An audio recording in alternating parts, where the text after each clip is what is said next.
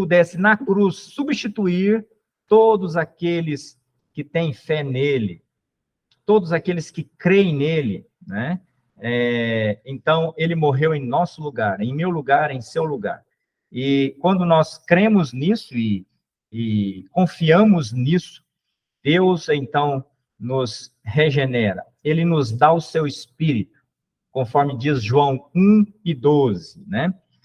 Ele veio para o que era seu, os judeus, mas os judeus não o receberam. Mas a todos quanto o receberam, né, receberam ele como Salvador, como Messias, como escolhido de Deus para a salvação do homem, né? Todo aquele que o recebeu, deu-lhes o poder de serem feitos filhos de Deus. Veja só, é Deus que nos torna filhos dele. É como o bebê, Ana. O bebê não escolhe nascer do ventre da mãe. O bebê é gerado e, no momento certo, né, ele é tirado do ventre da mãe, né? Nós nascemos por meio da regeneração, por meio do que Deus já fez por nós, mas é uma obra divina em nós. É Deus que nos dá o seu Espírito. É Deus que nos sela com o Espírito. É Deus quem nos dá a nova vida. É Deus quem nos reconcilia por meio de Cristo. É Deus quem nos regenera. O que ele pede de nós é apenas o crer, né? Quem crer não é condenado, é salvo. Quem crer tem a vida eterna. Quem ouve a minha palavra e crê naquele que me enviou, tem vida eterna. São vários versículos que falam do crer em Jesus Cristo. Ah, mas eu creio. Mas não basta crer como acreditando apenas. É o crer em que você entrega a sua vida, em que você, no momento da sua vida, reconhecendo o seu pecado, você fala em oração, conforme Romanos 10:9, né? Se com a tua boca confessares ao Senhor Jesus, em teu coração creres que Deus ressuscitou o seu Filho dos mortos, será salvo. Então, nesse momento de entrega a Ele, e de confissão do seu pecado, da sua perdição, você nasce de novo. Deus te coloca na família dele. E você nasce de novo porque você recebe o Espírito Santo. Essa é a marca do Filho. O Filho de Deus tem o Espírito Santo. Quem não tem o Espírito não é filho, né? Conforme diz Gálatas. É apenas uma criatura, foi criado por Deus. Mas quando você crê no Evangelho e recebe Cristo como seu Salvador, você se torna um filho dele, uma filha dele. E por ser filho e filha, você não se perderá jamais. Jamais. Ele não te tirará jamais desta condição de pertencente à família dele, filho dele. Você pode até entristecer o seu pai, mas você não perde a condição de filho do pai. Assim como acontece no mundo, né? Nós temos a questão do pai, quando o filho faz alguma coisa que desonra o nome do pai e da mãe, né? Ou até, às vezes, comete até um crime, né? Um homicídio contra os pais, né? A lei nossa estabelece que o pai pode deserdar o filho, né? E tirar esta condição de herdeiro. Veja só, tira a condição de herdeiro, mas a condição de filho, ele não perde jamais.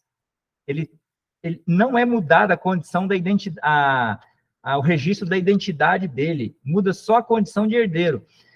Em relação a Deus é a mesma coisa. Ele não vai se perder jamais quem se tornou um filho dele. Agora, é claro que, se é um filho desobediente, se é um filho que não tem prazer em estudar a palavra de Deus, que não tem prazer em falar com Deus através da oração, se é um filho que não, ou uma filha que ainda está vivendo segundo a sua própria vontade, a Bíblia fala a vontade da carne, né? Os desejos da carne, os desejos naturais, né?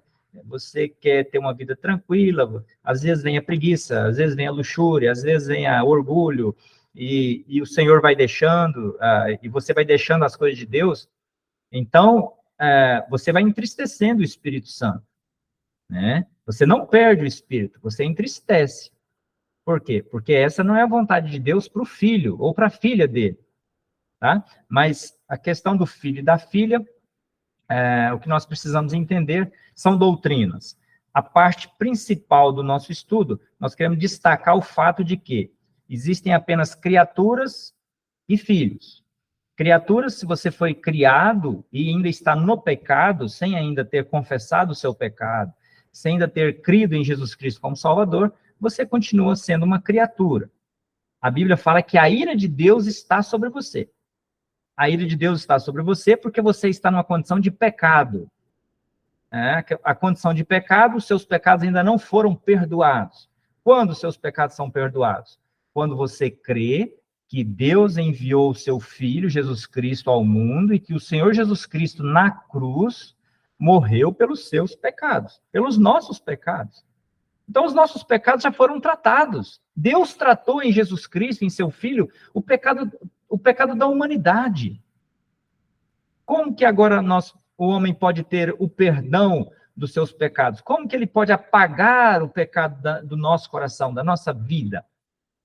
Pela fé. Quando você crê no Evangelho, não é pelas obras. Porque é impossível que o homem alcance a perfeição que Deus espera do homem. Deus é perfeito, Deus é santo. Ele não pode perdoar pecados, nem te dar o céu, nem te dar a vida eterna, nos seus próprios méritos, porque nós não conseguimos. Não temos obras nenhuma de justiça. Por isso, Deus enviou Jesus. Nós vamos falar de Cristo hoje. Então, Maurício, se quiser gravar a partir de agora, nós vamos falar daquele que é perfeito, daquele que Deus enviou ao mundo como sendo Deus, Jesus Cristo. Nós vamos ver que ele é Deus, né? Vamos falar da divindade dele, mas ele também é o homem perfeito. E por ser o homem perfeito sem pecado, nós vamos ver, não sei se vamos conseguir concluir hoje, mas nós vamos ver que Cristo se habilitou para morrer por nossos pecados na cruz. O pecado exigia a justiça divina, o pecado exigia uma punição. O meu pecado e o pecado de todos vocês exigia de Deus uma punição. E agora? Era impossível eu fazer alguma coisa ou ir à cruz pelos meus pecados. Eu sou imperfeito, eu sou um pecador. E é impossível qualquer um de vocês. Mas Deus achou uma justiça perfeita no seu Filho Jesus Cristo, porque ele nunca pecou. E só uma pessoa sem pecado, santa, imaculada, como é Jesus Cristo, podia, então, na cruz, ser maldição pelos nossos pecados. Porque a Bíblia já falava, muito antes dele vir ao mundo, maldito todo aquele que for pendurado no madeiro. E Jesus Cristo foi pendurado no madeiro. Ele foi maldito, não pelos seus pecados, porque ele não tinha pecado. Ele foi maldito por nossos pecados. E nós vimos as frases que ele disse ali na cruz, né? Ele disse duas coisas que são muito importantes. Ele falou, Deus meu, por que me desamparaste? Deus não respondeu, mas ele sabia. O pai desamparou o filho durante aquelas horas na cruz, porque ele estava levando o nosso pecado. E Deus não contempla o pecado. Deus virou as costas para o seu filho, aquele que sempre teve uma comunhão perfeita com o Pai, com Deus no céu, aquele que viveu a eternidade com Deus, que hoje vive porque ressuscitou dos mortos, né? Jesus Cristo. Mas aquele que é Deus e sempre viveu uma íntima comunhão com seu Pai. O seu Pai, naquele momento, naquelas 3 horas na cruz, virou as costas para o seu Filho, porque ele estava punindo o nosso pecado no seu Filho, Jesus Cristo. Por isso ele falou, Deus meu, por que me desamparaste? E ao ver aquelas pessoas ali ao pé da cruz, né, que o crucificavam, ele disse, Pai, perdoa-lhes, porque não sabem o que fazem. As pessoas crucificando Jesus como se fosse um criminoso comum. Né? Embora muitas pessoas, antes dele ter ido à cruz, tenham dado testemunho de que ele era santo, o próprio Pilatos.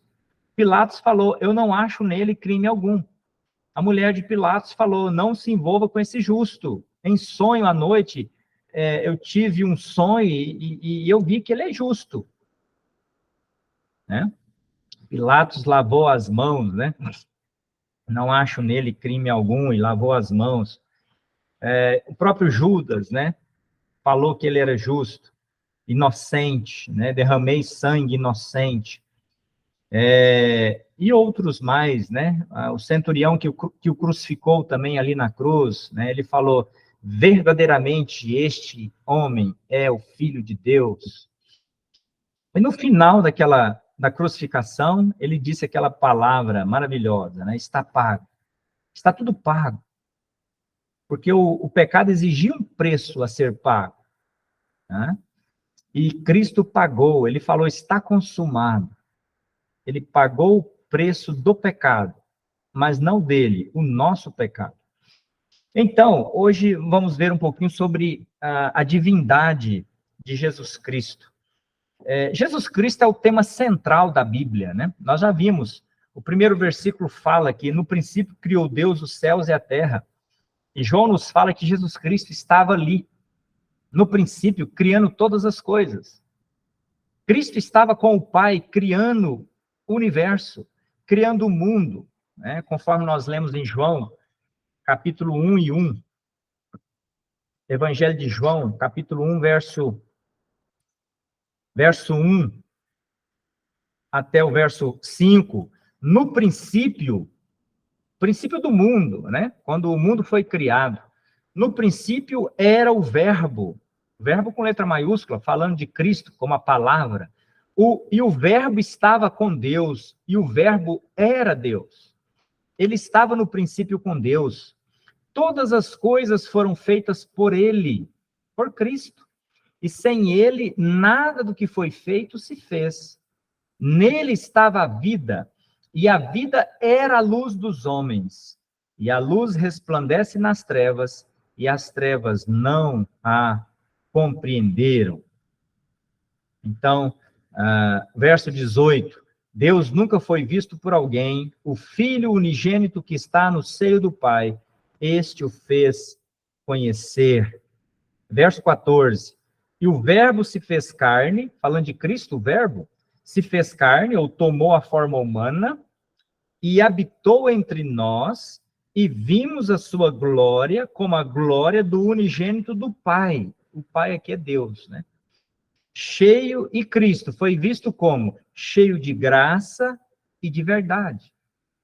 Então, o Velho Testamento não mostrou a graça e a verdade que há em Cristo Jesus. O Novo Testamento nos mostra, nos conta que Deus enviou Jesus Cristo e a graça e a verdade se manifestou ao homem, ao mundo. A graça e a verdade se manifestou numa pessoa.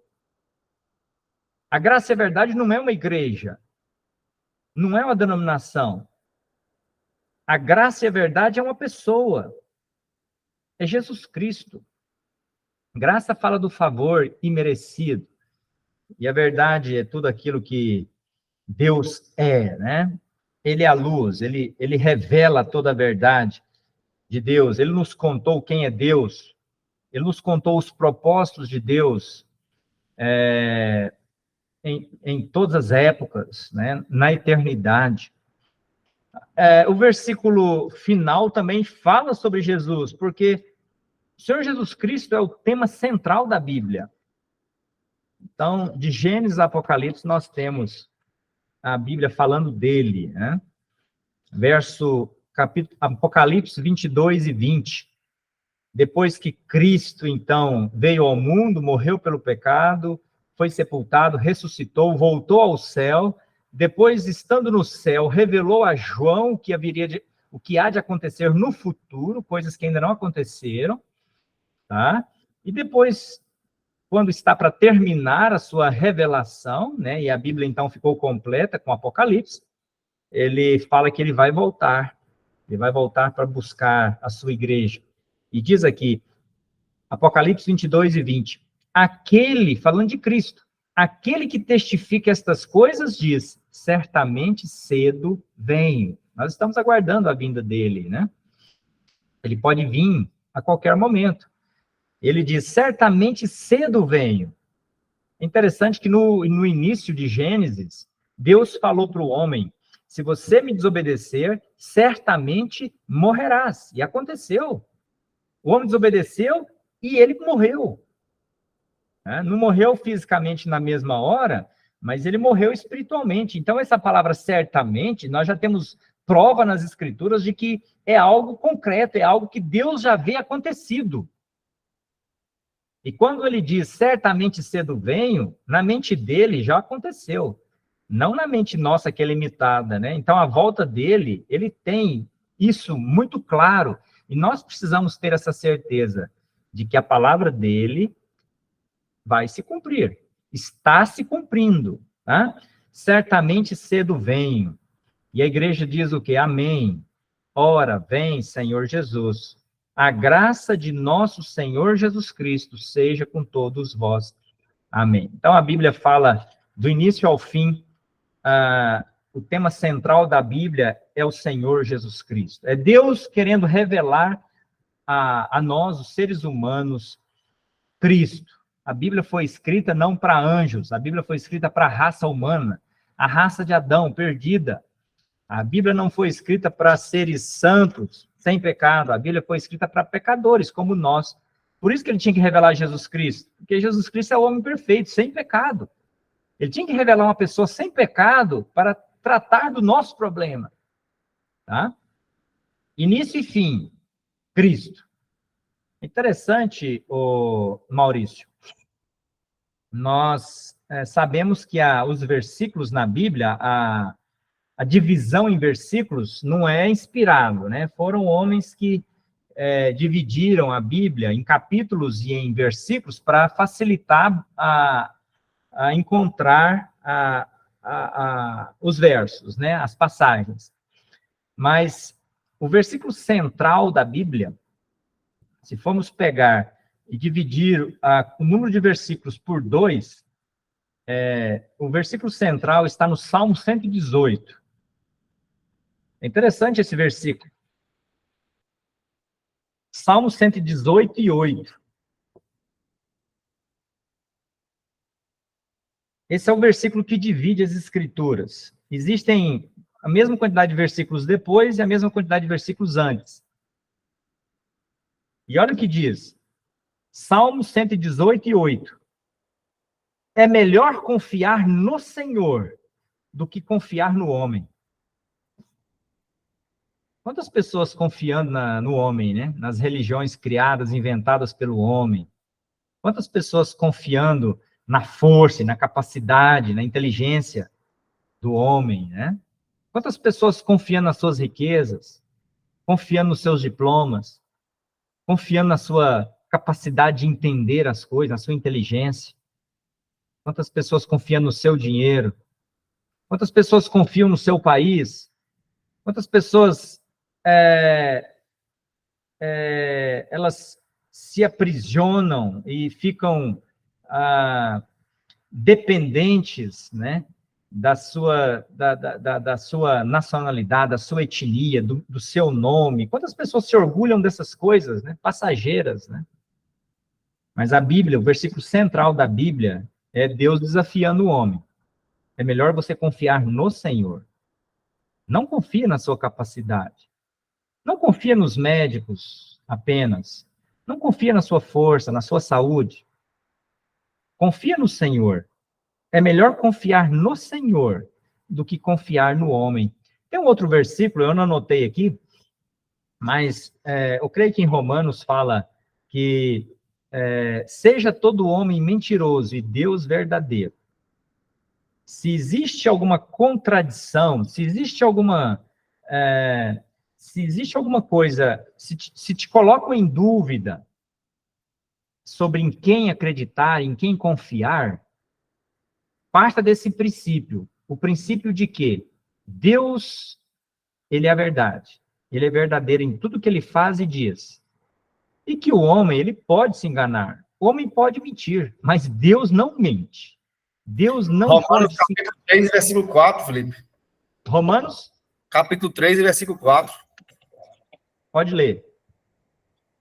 De maneira nenhuma, sempre seja Deus verdadeiro e todo o homem mentiroso, como está escrito, para que sejas justificado em tuas palavras e venças quando fores julgado.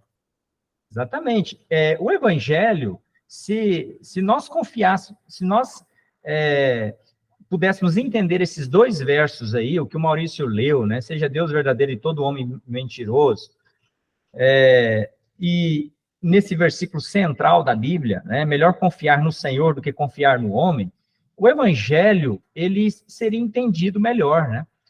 Se confiássemos na palavra de Deus, confiássemos apenas na Bíblia, né, e deixássemos de dar um pouco ouvido ao que os homens estão falando, né? Você liga a televisão, tem gente pregando evangelho da prosperidade. Ah, se você fizer isso, se você der isso, né? Se você der o dízimo, Deus vai te abençoar. Não está na Bíblia. Não está na Bíblia. Vamos confiar na Bíblia apenas. Vamos confiar no Senhor. Feche os ouvidos um pouco para os homens, né? E entenda o que Deus está nos dizendo.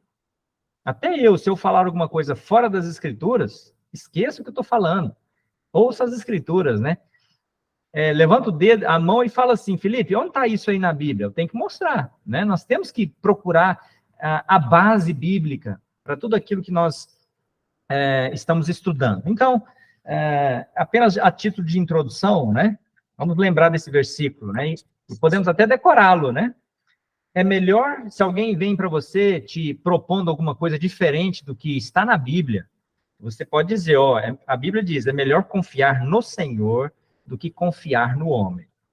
Tá? O homem pode mentir, mas é impossível que Deus minta, é impossível que Deus se engane, é impossível que Deus se equivoque em alguma coisa, né? Deus é a verdade. Cristo também se identificou, né, como a verdade, né?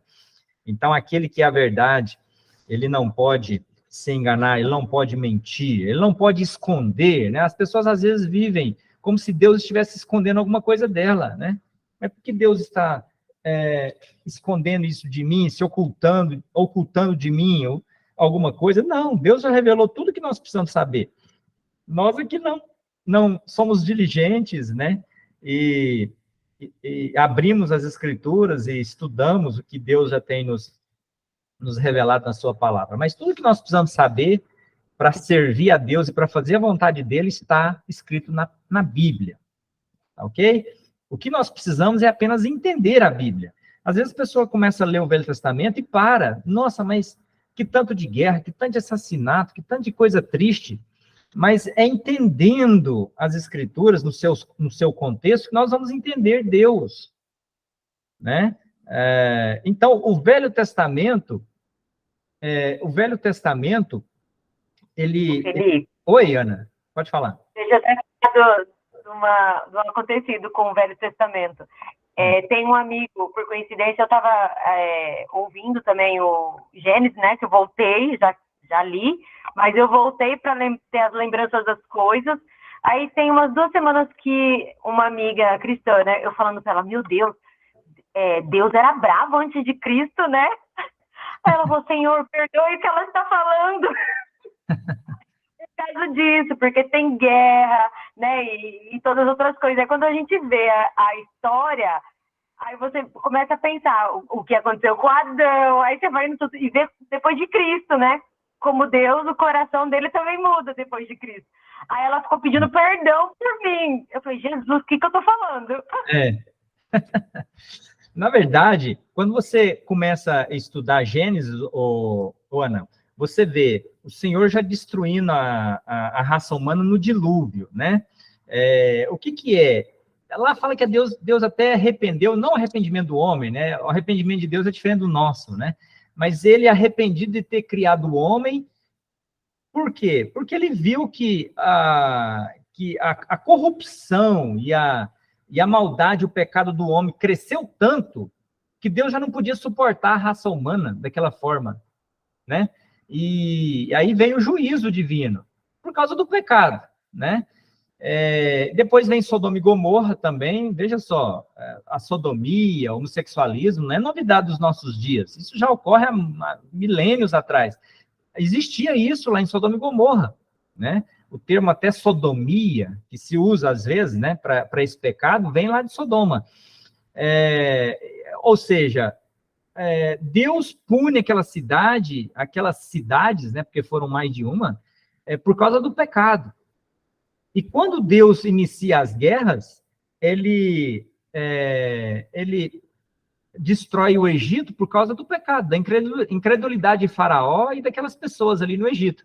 E quando ele fala para Abraão que ele vai habitar numa terra e que no tempo certo, depois de 400 anos, ele vai entrar e vencer as batalhas em Israel, é interessante que em Gênesis ele fala que será quando aquelas nações pecarem, porque eram idólatras, ao ponto de Deus não suportar mais a idolatria deles.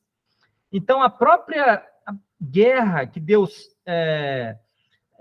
faz com os cananitas, com aqueles povos que habitavam em Canaã, era o juízo divino pesando sobre aquelas nações, né? Aquelas cidades idólatras, né? Mas a graça e a misericórdia dele sempre está sendo refletida nesses momentos. No dilúvio, o evangelho foi pregado por mais de 100 anos, né? A Bíblia fala que o justo, que Noé era o pregoeiro da justiça, ele pregou o evangelho não o nosso, era um outro tipo de evangelho, né? Mas que as pessoas poderiam se salvar. Ele pregou nos dias de Noé, ele pregou também através de Ló em Sodoma, né? Ló, a Bíblia fala que ele era um justo, né? E lá em Canaã também salvaram pessoas, né? Raabe e tantas outras, por causa da fé. Então, apesar de Deus punir o pecado fazendo as guerras, né? Até o próprio povo de Israel, quando desobedeceu a Deus, em muitas ocasiões, eles foram punidos com morte, né? Morreram, às vezes, centenas e milhares de soldados quando desobedeceram a Deus. Então, é interessante entender todo esse contexto, né?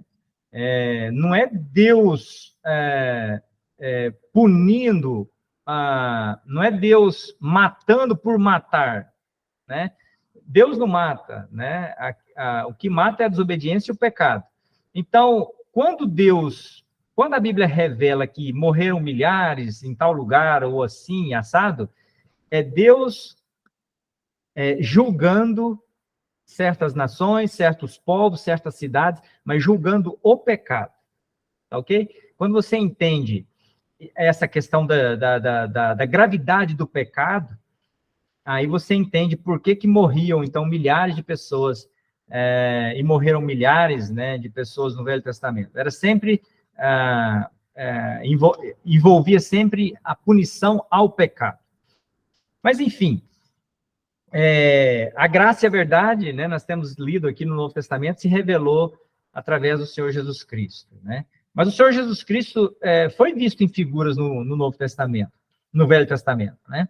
Em várias ocasiões, nós vemos ali a graça e a misericórdia de Deus, né? Salvando pessoas, chamando pessoas. Você vê que ele mandou um profeta de Israel, lá em Nínive, pregar para uma cidade idólatra, né? Uma cidade que não era considerada uma cidade perversa, era considerada na época uma cidade extremamente pecaminosa. Tanto que Jonas ficou impressionado, né? E ele ficou escandalizado, né? Como que eu vou para essa cidade? Eu não quero, né? Tentou desviar do caminho. O Senhor falou, não, vai, Jonas, porque você vai pregar lá em Nínive e aquelas pessoas vão crer. E Nínive era uma cidade gentia, né? Não era uma cidade de Israel. Então, o Senhor mostrando, né, no Velho Testamento, em várias partes, a graça e a misericórdia dele. Como que ele iria salvar, nesses últimos tempos, as pessoas através do seu Filho Jesus Cristo.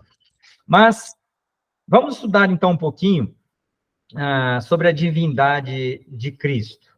A divindade de Cristo significa que Cristo é Deus. Cristo é Deus. A Bíblia ensina claramente que Jesus Cristo é Deus através de alguns versículos. Vamos ler. Primeiramente, as mesmas palavras que algumas vezes são usadas para descrever Deus, também são usadas para descrever Cristo, para falar de Cristo. Nós vamos ler vários versículos a partir de agora, rapidamente. João 17. João 17, 5.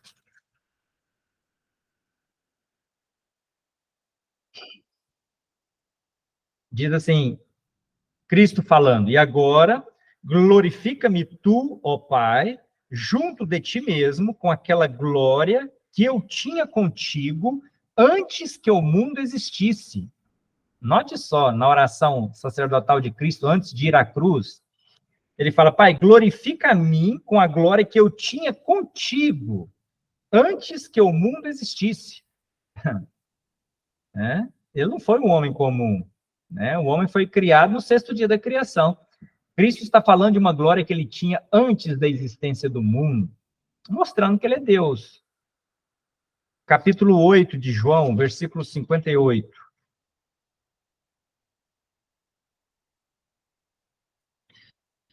Jesus está discutindo com os fariseus, eles estão falando que Abraão é o pai dele, né? Não, nosso pai é Abraão. O que Cristo fala? Disse-lhe Jesus, em verdade vos digo que antes que Abraão existisse, eu sou. Ele usa o termo eu sou como o termo do Deus sempre existente, né? Jeová, né? Ele se revelou a Moisés como eu sou, eu sou, né? Moisés perguntou, qual é o seu nome, né? Para mim dizer para Israel, quando eu for até eles. Então diga que eu sou o que sou, né? Ele é o Deus sempre existente, né? Que não tem início de dias, não tem fim de dias, sempre existente. E Jesus Cristo falou, antes que Abraão existisse, eu sou, né? Ele não falou eu era, ou eu passei a ser. Não, eu sou Deus. Ele usa o mesmo termo de Deus, né? Então, Cristo é eterno. Cristo nunca teve começo. Aqui nos mostra, então, que ele é Deus eterno. Ele também é onipresente. Nós estudamos um pouquinho sobre, Gediael, sobre os atributos de Deus, né? Nós vimos sobre Deus é eterno, Deus é onipresente, e agora nós estamos vendo que Cristo também tem esses atributos de Deus. Ele é onipresente, ele está junto com seus servos em todos os lugares. Mateus 28. Mateus 28 e 20.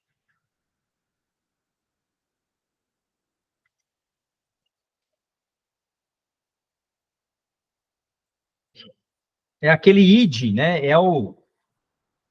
A comissão do Senhor Jesus, antes dele subir para o céu, né? Depois da ressurreição.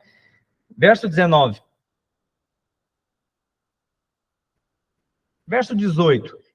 Mateus 28 e 18. A Mônica está procurando também.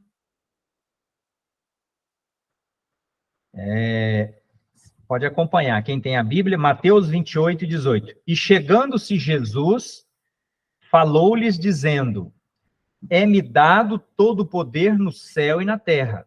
Portanto, ide, ensinai todas as nações, batizando-as em nome do Pai, do Filho e do Espírito Santo. Verso 20. Ensinando-as a guardar todas as coisas que eu vos tenho mandado, e eis que eu estou convosco todos os dias até a consumação dos séculos. Note só, Jesus prometendo estar com todos aqueles que crerem nele desde o início da igreja, desde o princípio. Já se passaram mais de 2.000 anos, quase 2.000 anos, né? E a promessa é que eu estou convosco todos os dias. Ele está conosco. Ele está conosco em espírito, aqueles que já creram nele, e ele está conosco também com aqueles que estão reunidos no nome dele, a promessa, né? Onde estiverem 2 ou 3 reunidos em meu nome, ali estou eu no meio deles. Tá? É a presença... Para o Senhor Jesus estar pessoalmente conosco, ele não precisa estar num corpo físico. Quando nós reunimos, ele está presente conosco. Mesmo não, os nossos olhos não o vendo fisicamente. É a palavra dele, ele que disse, eu estou convosco. Ele não falou, estou convosco em espírito. Ele falou, Jadiel, estou convosco.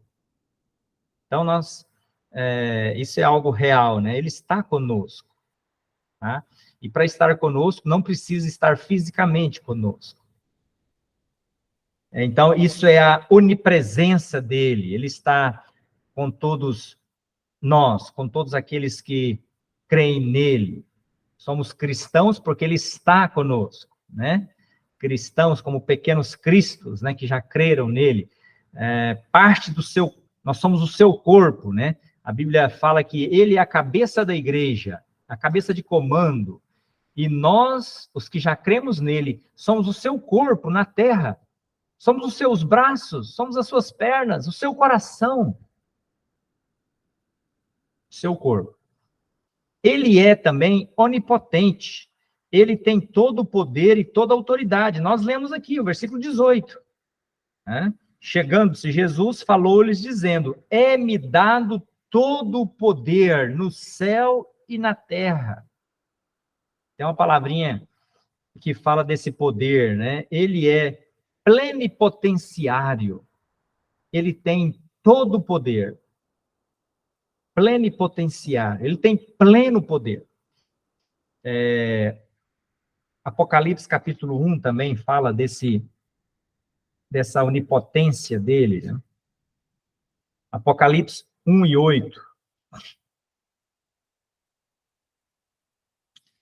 Eu sou o alfa e o ômega, a primeira e a última letra, né, do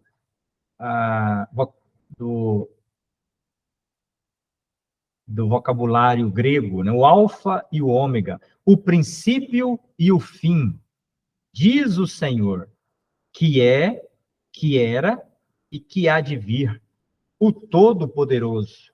O Senhor Jesus, então, tem este mesmo atributo divino de Deus, do Pai. Ele é onipotente. Ele também é onisciente. Ele sabe todas as coisas. Nós já vimos aqui em vários sinais, em vários momentos da sua vida aqui na Terra, falando que Jesus conhecia o pensamento deles. E Jesus ouviu o que eles pensaram. Apenas pensaram. Né? Onisciente, ele sabe todas as coisas. João capítulo 21. João 21 e 17.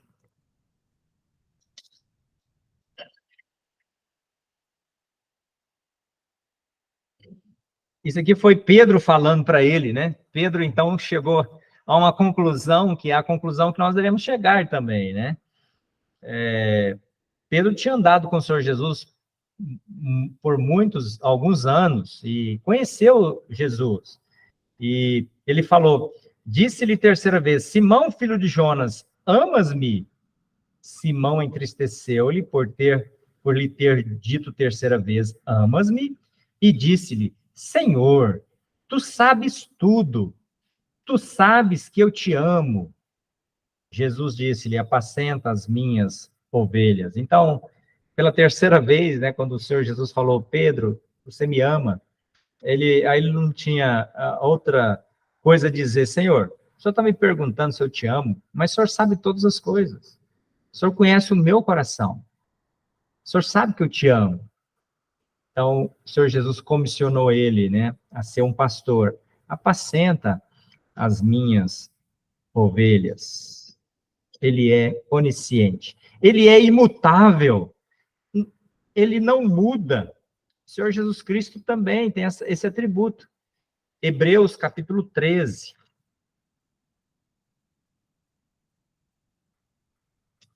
Hebreus 13, 8.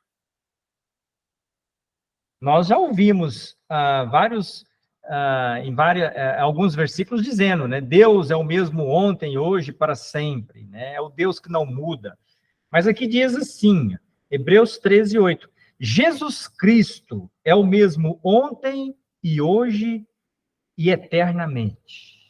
Jesus Cristo é o mesmo ontem, hoje e eternamente. Imutável.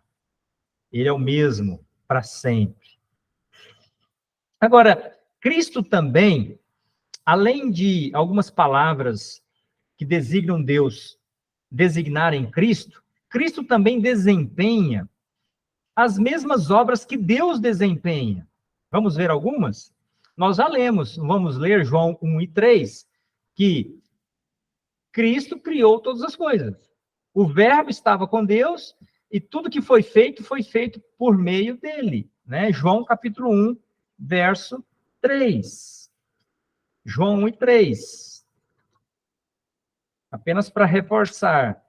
Todas as coisas foram feitas por ele.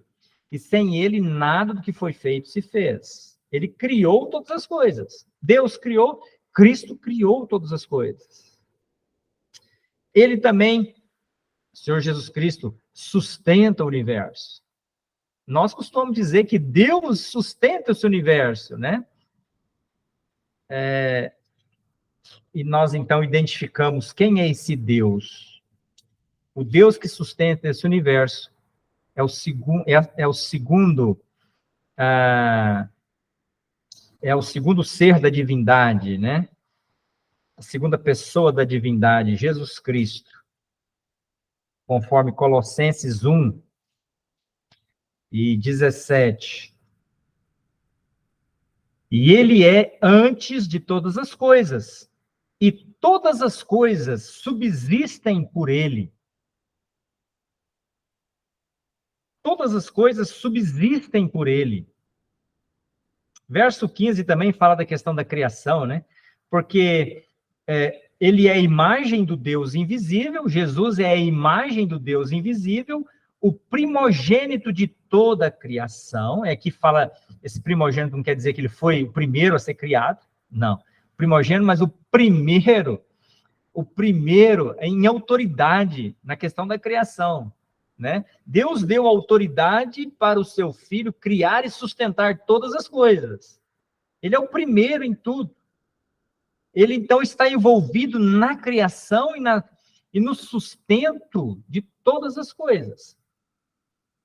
Porque nele, em Cristo, foram criadas todas as coisas que há nos céus e na terra, visíveis e invisíveis, sejam tronos, sejam dominações, sejam principados, sejam potestades, tudo foi criado por ele e para ele. Então, vejam só, aqui está falando de coisas visíveis e invisíveis, tronos, dominações, principados, potestades. Então, Maurício, chegamos à conclusão que até os anjos foram criados por causa de Cristo. Para honrarem, para servirem, para glorificarem, adorarem ele, né? E nós lemos de um ser, infelizmente, no céu, que quis colocar o seu trono acima do trono dele, no céu. E Deus não ia permitir isso jamais. Porque só o Filho tem primazia e tem toda a primazia. Só o Filho poderia ser adorado. Só o Filho poderia ser reverenciado, exaltado. Ele não permitiria que nenhum ser criado, e os anjos foram criados, ele não permitiria que nenhum ser criado, seja da raça humana, seja da raça angélica, pudesse, então, ser maior que o seu Filho, Jesus Cristo. Nele foram criadas todas as coisas. Ele é antes de todas as coisas. E todas as coisas subsistem ou existem por meio dele. Nós mesmos agora estamos respirando porque Cristo, ao fazer o mundo e todas as coisas, criou o ar, o oxigênio, nos permitindo, então, respirar, e nos fez o coração bater, né? O sangue correr nas veias.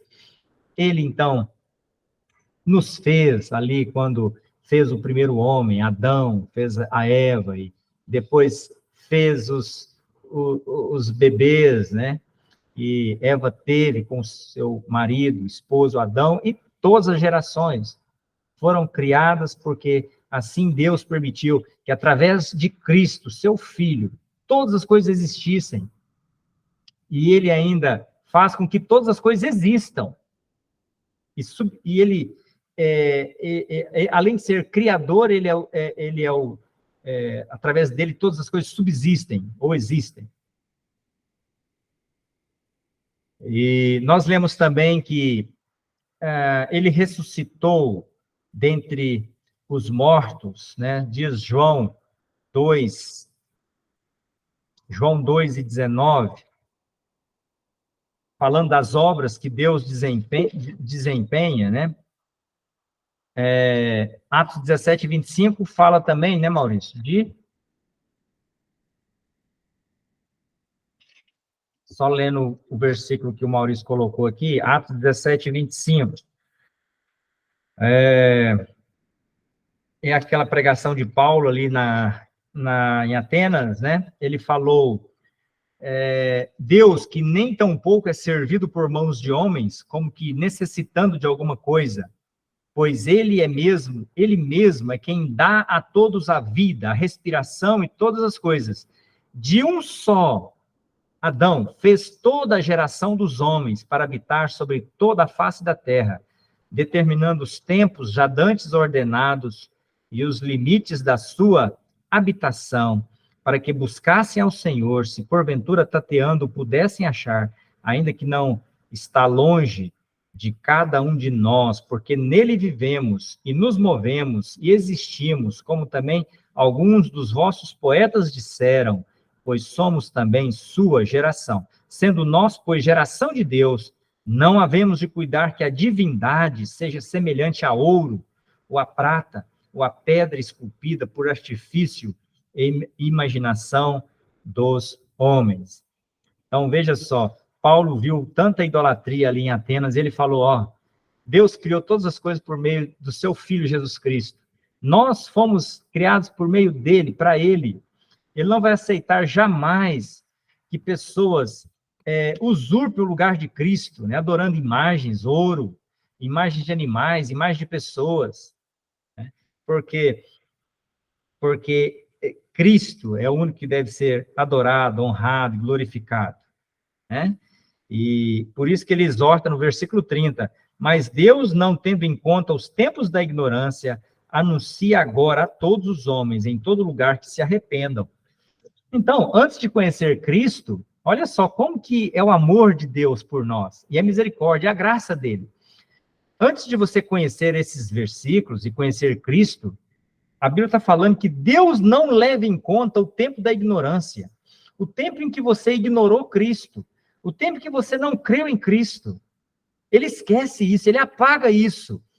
E ao crer em Jesus Cristo, ele então te dá nova vida, e é como se você começasse a viver agora, a partir de agora, a partir de hoje.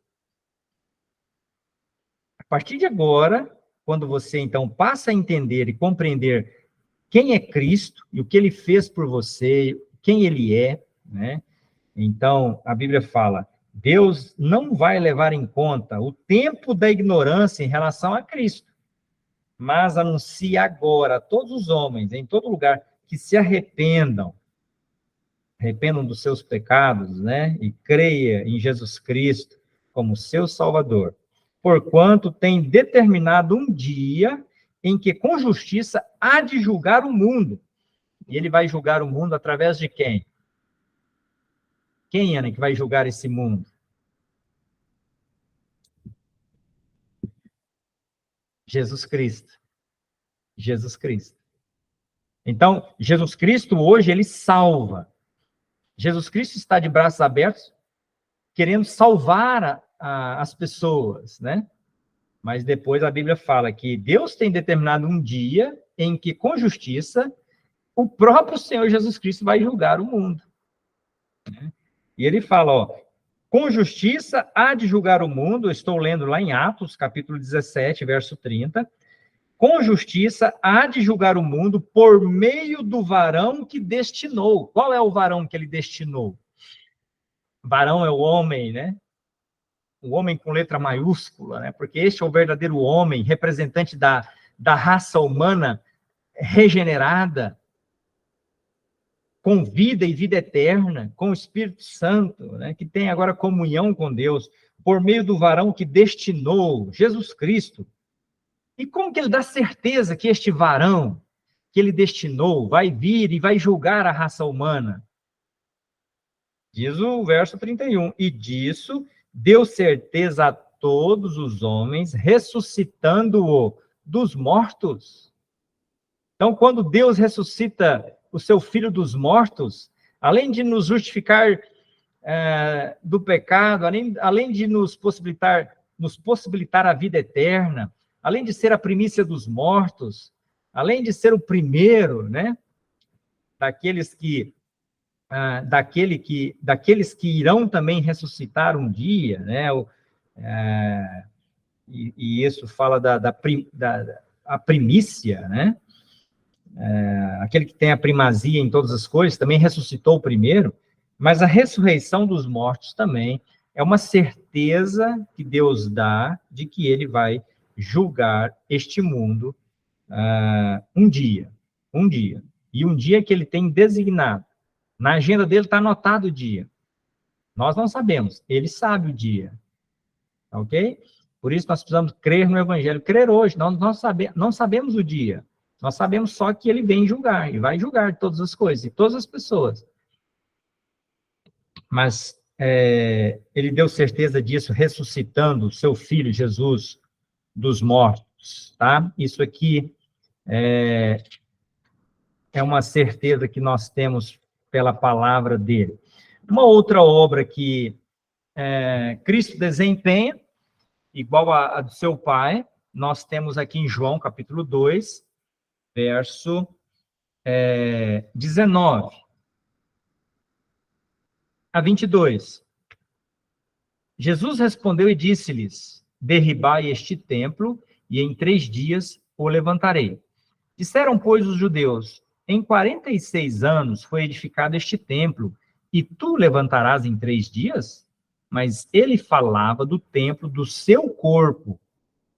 Quando, pois, ressuscitou dos mortos, os seus discípulos lembraram-se de que lhes dissera isso. Então, eles lembraram, depois que Jesus ressuscitou, dessas palavras, né? Derruba esse templo e em 3 dias o levantarei. Só que eu não estava falando do templo, né? Da construção, né? Que os judeus tanto se orgulhavam. Ele estava falando do seu corpo, né? E aqui fala, então, o verso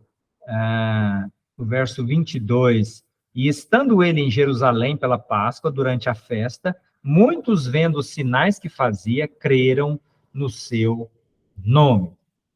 Então, o Senhor Jesus falou que ele poderia se auto-ressuscitar, né? Ele fala, ele diz aqui, né?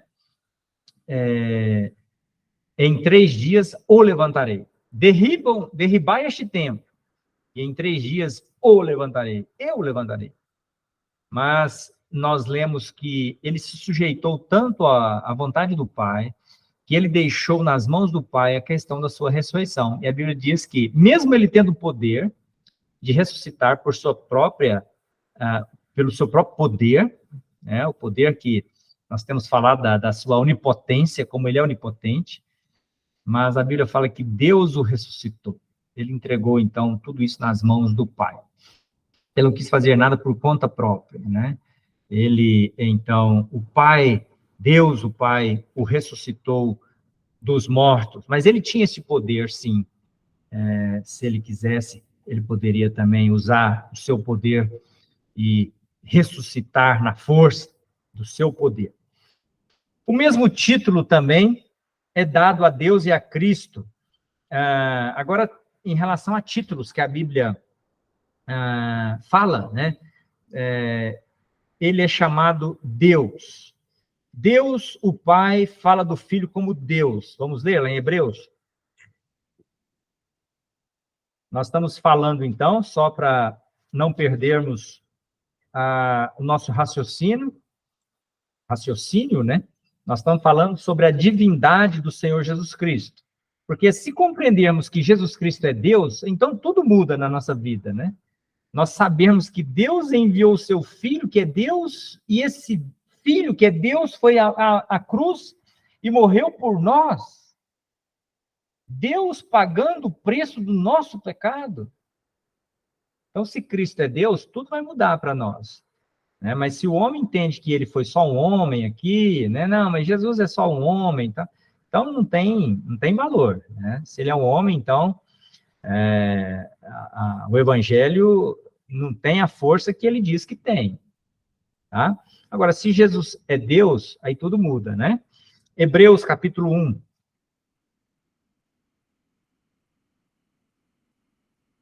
Verso 8. Diz assim, verso 7. E quanto aos anjos, diz, o que de seus anjos faz ventos, e de seus ministros labareda de fogo. Mas do Filho, ou a respeito do Filho, diz, ó Deus, o teu trono subsiste pelos séculos dos séculos. Cetro de equidade é o cetro do teu reino. Tá? Então, nós vemos aqui o verso 7 falando dos anjos, né? A respeito dos anjos, o que Deus diz? Dos anjos, Deus faz vento, dos seus anjos, ele faz ventos, e de seus ministros, labareda de fogo. Mas acerca do seu filho, o que Deus diz? Diz o seguinte, ó Deus, o teu trono subsiste pelos séculos dos séculos. Cetro de equidade é o cetro do seu reino. Então, nós temos aqui o Filho, Jesus Cristo, sendo chamado de Deus. Ó Deus. Homens chamaram Cristo, Senhor Jesus Cristo, de Deus. E ele não recusou ser adorado. Nós sabemos que só Deus deve ser adorado, né? Então, quando Jesus Cristo, nos momentos em que ele, nas ocasiões em que ele foi adorado, ele não repeliu isso, como repeliu João, como repeliu Pedro, ou os anjos, não é verdade? Quando alguém dobrou o joelho diante dos anjos, não façam isso. Sou um homem, eu sou um anjo. O Senhor Jesus Cristo, não. Ele aceitou ser adorado. Né? Isso é uma prova, uma demonstração de que ele é Deus. Lemos aqui em João capítulo 20. João capítulo 20, verso 28. Vamos ler verso 26. Aquele momento que Tomé, né, encontrou o Senhor Jesus Cristo, ele estava ausente na reunião anterior, no domingo, quando o Senhor Jesus apareceu para os discípulos e se mostrou a ele os sinais, né, dos cravos. Ele tinha ressuscitado. Tomé não estava. E Tomé falou, se eu não ver, eu não vou crer. Então diz aqui, João 20, 26. E 8 dias depois, estavam outra vez os seus discípulos dentro, e com eles Tomé. Chegou Jesus, estando as portas fechadas, e apresentou-se no meio e disse, paz seja convosco. Depois disse a Tomé, põe aqui o teu dedo e vê as mãos. Chega a tua mão e põe-na no meu lado. Não sejas incrédulo, mas crente. Interessante, né? Às vezes as pessoas falam, eu sou católico, eu sou isso, eu sou aquilo. Mas a Bíblia fala, né, do incrédulo e do crente, né? Não sejas o incrédulo, mas seja crente. Esse é o evangelho, né? Se você ainda não creu em Cristo, a Bíblia está falando, sejas um crente. Ele falou para Tomé, seja um crente. É o Senhor Jesus Cristo. Está falando para nós sermos crentes. A palavra crente é aquele que crê, né? Se você crê que a salvação é pelas boas obras, você não é um crente. Você, às vezes, pode ser até um obreiro, né? Quem gosta de fazer obra é obreiro, né? Mas o crente é aquele que crê. Você é um crente de verdade, né? Essas pessoas, às vezes, estão em certas seitas e denominações, Jardel, né? As pessoas falam, eu sou um crente lá da CCB. Fala, se você fosse um crente, você cria em Jesus Cristo como seu Salvador. cria na graça dele, cria na misericórdia dele, não cria nas suas obras. Porque Tomé, de alguma forma, ele quis ver para crer. Né? Nós vamos ver que o Senhor Jesus falou, não, Tomé, não é ver para crer, é crer para ver. Você primeiro se torna um crente, e depois Deus te leva para o céu, e você vê as grandezas dele, a glória dele. As pessoas querem ver em sonhos e visões o céu, mas antes de crer. Né? Eu quero sonhar sobre Deus, quero sonhar, eu quero ter um sonho do paraíso, quero ter uma revelação do paraíso, etc. Não é isso. O que a Bíblia fala, o Evangelho fala em você crer primeiro. E o Senhor Jesus falou, Tomé, não sejas incrédulo, mas seja crente. Tomé respondeu e disse-lhe, Senhor meu e Deus meu. Deus meu. Disse-lhe Jesus, porque me viste, Tomé, creste? Bem-aventurados os que não viram e creram. Felizes os que não viram e creram. Quem aqui já viu o Senhor Jesus fisicamente? Pessoalmente? Ninguém. Nós vemos ele pela fé. Nós cremos nele pela fé. E não precisamos sentir nada. Né? O crente não vive pelo sentimento. Estou sentindo isso. Né? Quando eu criei nele, eu senti um trem subindo aqui dentro de mim. Não, não é isso. Isso não é fé. Fé é você colocar a sua vida à disposição dele, crendo no que ele diz, crendo na palavra dele, crendo no evangelho. Isso é fé. Isso é crer. E somos felizes. E quão felizes são aqueles que fazem uso apenas da fé, né? Do crer. E felizes os que não viram e creram, né? Mas nós vamos ver um dia, e esse momento virá quando ele, nas nuvens, se revelar com grande poder e glória, e chamar toda a sua igreja, e nos transformar à sua imagem, e então o veremos como ele é. Tá? Mas aqui nós temos no verso 28, Tomé dizendo, né, Senhor meu, Deus meu e Deus meu. Os próprios demônios, Maurício, reconheceram que ele era Deus. Vamos ler Marcos, capítulo 1. Os demônios que são anjos caídos. Esses anjos caídos, que estão aqui nessa esfera da terra, outrora estiveram aonde? Um dia? Lá no céu. E conheceram a glória de Cristo. Conheceram o poder de Cristo. Não é verdade? Conheceram ele. Marcos, capítulo 1. E então, depois da condenação deles, né, e foram lançados do céu, eles reencontraram o Senhor Jesus Cristo na terra. Estiveram um dia com ele no céu, mas, infelizmente, encontraram ele aqui na terra. E ele veio aqui na terra, não foi para salvar os anjos, os demônios, né? Veio para salvar a raça perdida de Adão. Veio para nos salvar. Marcos, capítulo 1, verso 24. Diz aqui... Vamos ler a partir do verso 21. E entraram em Cafarnaum, e logo no sábado, indo ele, falando de Jesus, à sinagoga, ali ensinava. E maravilharam-se da sua doutrina, porque os ensinava como tendo autoridade, não como os escribas. E estava na sinagoga deles um homem com um espírito imundo. Um homem com espírito imundo é endemoniado, né? O qual exclamou dizendo... E aqui essas palavras não é do homem, né? É do próprio demônio, né? Ou dos demônios, né? Que temos contigo, Jesus Nazareno. Vieste destruir-nos? Está falando no plural, né, Gediael? Um homem falando no plural. Vieste destruir-nos? Se fosse o homem que estivesse falando, ele teria falado, veio me destruir. Mas Jesus não veio para destruir a raça de Adão. Né? Ele falou sobre isso, né? O Filho do Homem não veio para condenar o homem. O Filho do Homem veio para salvar o homem. Então, quem está falando aqui são os demônios, porque eles foram julgados e serão destruídos um dia. E sabem que não tem evangelho para eles. Não tem salvação para os demônios. Para Satanás, né, que é o Lúcifer, e os demônios foram os anjos que seguiram a rebelião de Satanás. Então, conhecem Jesus. Que temos contigo, Jesus Nazareno? Não tem nada, eles não têm nada com Jesus. Não tem absolutamente nada.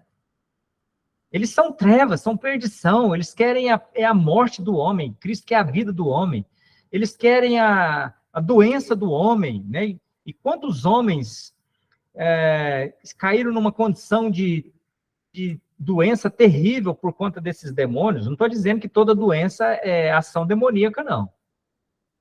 Tá? A Bíblia descreve de jovens, de homens e mulheres que foram tomados por demônios e por isso entravam em convulsão, eram jogados e afogados em água, né? E outras coisas terríveis que aconteciam forçado. O ser humano forçado por esses seres espirituais, demônios. Isso não quer dizer que toda doença é ação deles, não, né? Nós sabemos que a causa principal das doenças, das enfermidades, da depressão, da suicídio, etc., é pecado. É o pecado. Não é culpa de Deus, nem de Satanás. É claro que Satanás e os anjos, eles podem instigar para uma coisa pior, né? Mas o pecado que está na raça humana, por causa da desobediência do homem, e que veio desde Adão, é que tem feito todas as gerações, em todos os tempos, né, todos os homens, a caírem numa situação desesperadora. O homem sem Deus e no seu pecado, ele está numa condição de desespero. Né? E quando ele encontra, então, a razão da sua existência, e quando ele encontra, então, o seu Salvador, aquilo que pode preencher esse vazio existencial, que o homem no seu pecado, por conta do seu espírito morto, né, porque o pecado deixou o espírito inoperante, inativo, né, esse espírito inoperante torna o homem vazio de Deus. Mas quando ele recebe Jesus Cristo como seu Salvador, o que acontece lá no seu interior, no seu coração? Efésios 1:13 diz, né? Tendo nele crido, foste selado com o Espírito Santo da promessa. Então, ao crer em Jesus Cristo, você recebe o Espírito Santo. O Espírito Santo é aquilo que te preenche. O Espírito Santo é Deus. Deus Pai, Deus Filho, Deus Espírito. Deus Pai no céu, Deus Filho lá com o Pai no céu. E o Espírito Santo, Deus deu àqueles que creem nele. Então, nós temos o Espírito Santo, nós temos, então, ao ter o Espírito Santo, nós temos a razão e passamos a compreender as coisas. Passamos a compreender a nossa existência. Passamos a compreender que nós somos limitados e os nossos dias estão acabando. Passamos a compreender que Jesus Cristo é o Salvador, que Jesus Cristo vem para nos buscar. Passamos a compreender a Bíblia. Antes eu lia, mas não entendia nada. Mas agora o Espírito Santo habitando em mim me faz compreender as Escrituras. Ele abre os meus olhos, né? Como se ele lançasse agora luz no meu caminho, luz no meu coração, luz na minha mente. Tudo isso é obra do Espírito Santo, não é obra do homem, né? É claro que eu preciso de crer, eu preciso de confiar em Jesus, preciso de crer no Evangelho, confiar no Evangelho, para que o Senhor possa, então, habitar em mim, e a partir desse momento, ele, então, passa a agir na minha vida, e eu passo a compreender a vontade de Deus, porque ele me salvou, me colocou na sua família. Então, é diferente do que muitos grupos dizem por aí, né? Não, primeiro você tem que compreender Deus, compreender todas as coisas, você tem que ser uma pessoa boa, perfeita, você tem que deixar os vícios, deixar o pecado, para você depois tentar alcançar alguma coisa. Não é assim. O Evangelho é justamente o contrário. Por isso que é graça, por isso é misericórdia e amor, né? Primeiro você confessa a sua maldade, o seu pecado, a sua indignidade, a sua impossibilidade de se auto-salvar. entrega a sua vida, crê em Jesus Cristo e depois ele faz a obra em você, em mim, em nós. Tá? Nesse momento aqui, o Senhor encontrou, então, este homem endemoniado e estes demônios, usando a boca deste homem, eles falaram estas palavras, né? Que temos contigo, Jesus Nazareno? Vieste destruir-nos? Bem sei quem és. Agora, o que diz aí? O que os demônios falaram a respeito de Jesus Cristo? Quem ele é? O Santo de Deus. Vejam só. E eles conheciam, sabiam que ele é Deus. Conheceram ele lá no céu, na eternidade. Embora não sejam eternos, né? Foram criados também, mas conheceram ele naquele lugar, né? Onde ele estava antes de vir ao mundo. O Santo de Deus, além de ser Deus santo, perfeito, sem pecado. Cristo também declarou que ele era Deus. João capítulo 10. Aqui já é a autodeclaração de Cristo, né? De que ele é Deus. João 10 e 30. Vamos ler a partir do verso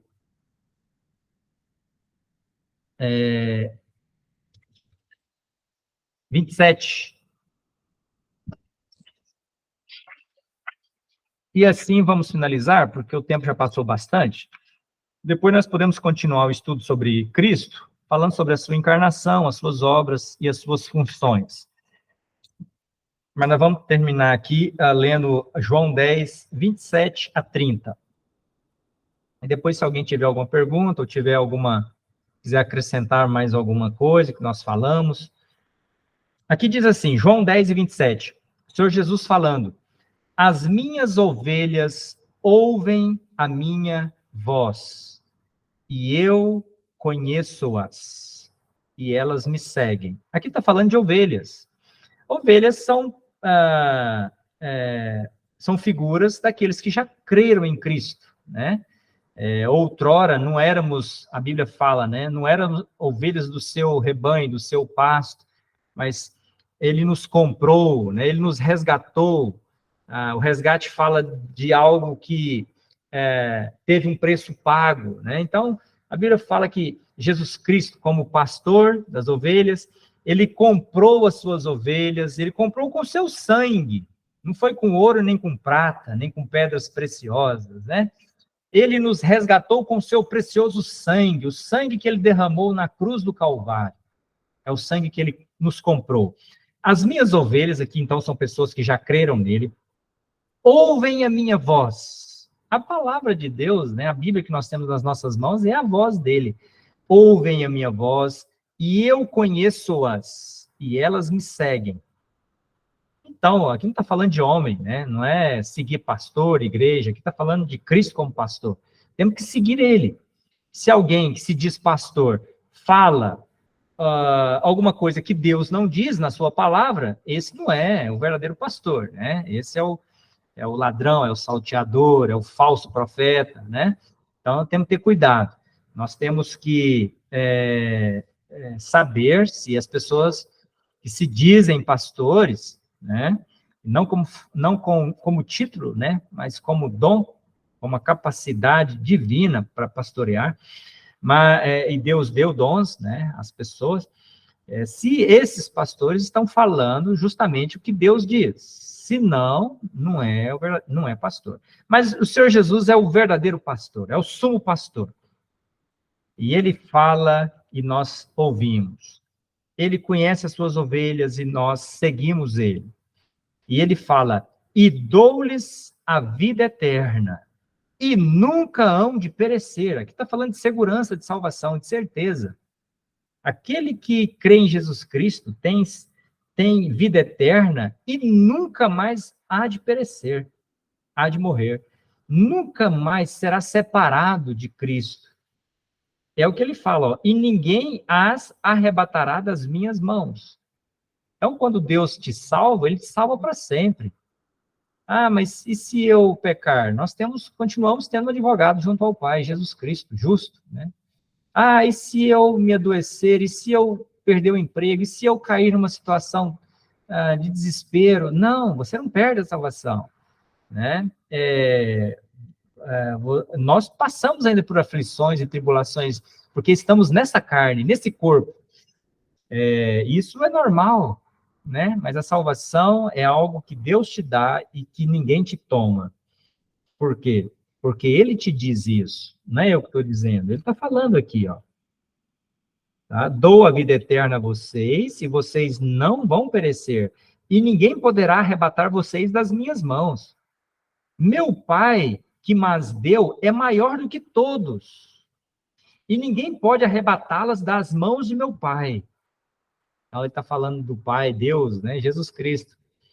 Tá? O Pai foi quem deu as ovelhas para ele, e ninguém pode arrebatar da mão do seu Pai, nem das mãos dele, né? Porque o Filho também tem o poder que Deus deu a ele, né? Para salvar, para segurar, para arrebatar, né? Para termos todos nós com ele. E o verso 30 fala: eu e o Pai somos um. Somos um em tudo, em atributos, em propósito, em funções. Tá? O Pai e o Filho quiseram salvar a humanidade. O Pai e o Filho se uniram nesse propósito. O Pai, Deus é Espírito, ninguém jamais viu a Deus, mas a Bíblia fala que o Filho revelou Deus. Jesus Cristo, quando veio, revelou toda a divindade, todo o poder de Deus, toda a glória de Deus. Mas na primeira vinda dele, ele veio como servo, mostrando a humildade dele, o amor dele, a graça dele, a misericórdia dele. Ele veio como Deus, mas foi para uma manjedoura. Não tinha para ele lugar na hospedaria. Ele não veio e nasceu lá no palácio real. Ele não foi servido pelas principais autoridades. E não foram elas que foram lá conhecê-lo ali na manjedoura, né? Foram pobres pastores de Belém. Mostrando, então, como que a graça de Deus é maravilhosa, né? Porque ele enviou o seu filho como um pobre homem, um miserável homem. Quando ele começou o ministério dele, alguém perguntando: onde é a sua casa? Para onde você vai? Ele falou: eu não tenho lugar para ir. Eu não tenho onde reclinar a cabeça, eu não tenho nenhum travesseiro para dormir. Mas a palavra reclinar é encontrada na cruz. Quando na cruz do Calvário, depois de ter dito: Pai, está consumado, está tudo pago, a Bíblia fala que ele reclinou a cabeça. Ele encontrou um lugar de descanso, quando ele deu a sua vida por nós, quando ele descansou a sua alma na cruz. Quando ele terminou a obra da nossa redenção, ele descansou. Lembra que quando o pecado entrou no mundo, a Bíblia fala, e ele falou, né? Eu e o Pai trabalhamos até agora, nós não descansamos. Depois que o pecado entrou no mundo, o Pai e o Filho começou uma obra, a obra para salvar a humanidade do pecado, da perdição, da morte, do juízo eterno. E Cristo reclinou a cabeça na cruz, quando ele terminou essa obra. A obra está feita, a obra está completa. Nós podemos ter perdão de pecados, confiando em Jesus Cristo como Salvador. Sem méritos, sem obras. Agora, depois de salvo, sim, o Senhor espera que nós façamos as obras que ele deseja que nós façamos. Mas a obra para salvação, ele já fez tudo. Nós só precisamos confiar nela. Ok? Essa é a diferença entre crer e fazer obras, né? É o crente em Cristo que faz as boas obras, não para ser salvo, mas porque foi salvo. Isso que as pessoas não entendem, né? As pessoas querem fazer boas obras para ser salvo. É impossível. Você faz as boas obras porque é salvo, porque já está salvo, porque já teve o perdão dos seus pecados e já creu em Jesus Cristo como Salvador. Isso é graça, isso é misericórdia. Pela graça sois salvos por meio da fé. Né? Justificados, pois, pela fé, temos paz com Deus, diz Romanos. Né? Agora somos justificados gratuitamente pela redenção que há em Cristo Jesus. Está vendo a palavrinha gratuito, de graça, gratuito, pela fé. E aqui nós concluímos, então, o próprio Senhor Jesus Cristo falando se identificando como Deus, né? Cristo declarou que ele era Deus. Ele falou, João 10:30, eu e o Pai somos um só. Ok? Então, desculpa por causa do horário, passei mais de uma hora, né? Se alguém tiver alguma dúvida, alguma